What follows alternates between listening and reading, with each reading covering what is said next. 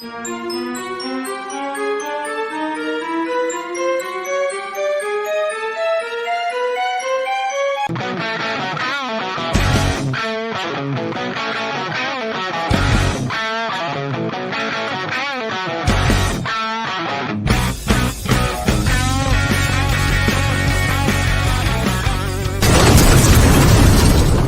going to spend $12,000 for a weekend retreat at some guru's house, would be better off taking the $12,000 and throwing it at a bad deal and losing it. They would learn more owning one rental.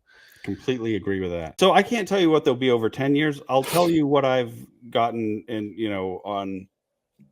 There's really 3 platforms that I've spent a lot of time on, and then there's 3 others that I've dabbled with, and then a whole bunch that I've decided not to. So on Mogul, that's my absolute favorite platform, I'm averaging 10% cash on cash return. Now this is, I have 15 properties with them, but for the 11 that I have, I'm averaging just under 10% cash on cash return. I can't tell you at all, whether that's going to continue or not, and what appreciation is going to look like. On Lofty, which you've heard me be really critical of, it is a mess, but because it's a mess, there's a lot of distressed deals. I'm in and out of those. I treat those more like a flip than a long-term hold for the most part. My average return on the ones I've exited so far is about 27%. And that's all of those less than a year hold.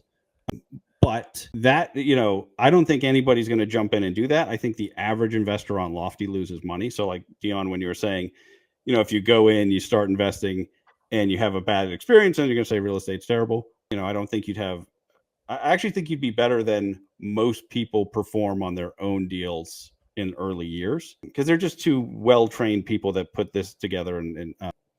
But Lofty, I think if you go there with no knowledge at all and you just jump right in and start buying stuff, I know a lot of people that have lost money doing that. And so it's definitely, it's a good point. And it's part of why I'm doing my channel, is because, all I'm doing is due diligence videos on, okay, this new property that came out, this is what I think about it. And so there's certainly a risk there.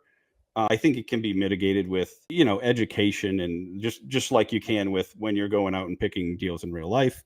The difference is the stakes are just much lower, right? It can, or at least they can be. You can, as much as I talk about fractional real estate, across the 6 platforms I'm on, I only have around $100,000 invested. It's not some huge portion of my investments, but because it's, I'm a year in, I'm trying to learn and experiment, but it is, one of the things that really, I think it is the future. I think there will be a lot more going forward, and a lot of people who would never have actually bought their first property will become, real estate investors, at least to a certain extent.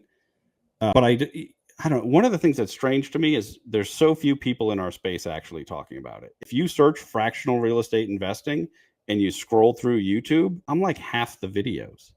And I think that part of it is because a lot of people in this industry have a vested interest in it not really work. Because, for example, every single real estate out there doesn't want to see somebody go buy a piece of a deal on a website versus buying a deal from them. This is actually why I like fractional real estate, because it's the opposite of that. I'm always looking at one asset and I'm buying a piece of that asset.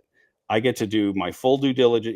I get to look at what's going on there, versus a lot of other ways that you can invest in real estate fractionally or with smaller amounts of money, like REITs, like funds. Those, you have risks more similar to what you'd have with the CDOs, where you have a bunch of stuff getting dumped into one basket, and all you get to do is invest in that basket.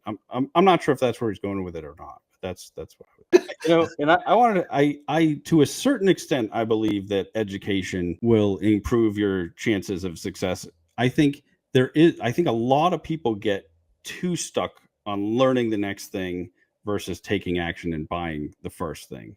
So I think there's a lot of risk, especially in our industry, where there's a lot of people who benefit from you just being on that learning flywheel versus actually doing flywheel. There's just, with all the course providers and coaching programs, like I know somebody, and this, I know somebody who's been part of the Rich Dad coaching spent a ton of money and has still never bought a deal, so I think you have to give yourself a certain, like, okay, because I'm really, I think overeducated for what I do. I think that it makes sense to give yourself a cutoff. Like, okay, this is the date I'm going to start taking action and buying stuff. Of course, I want to keep learning, but I feel like way too often people use learning one more thing as an excuse not to get started.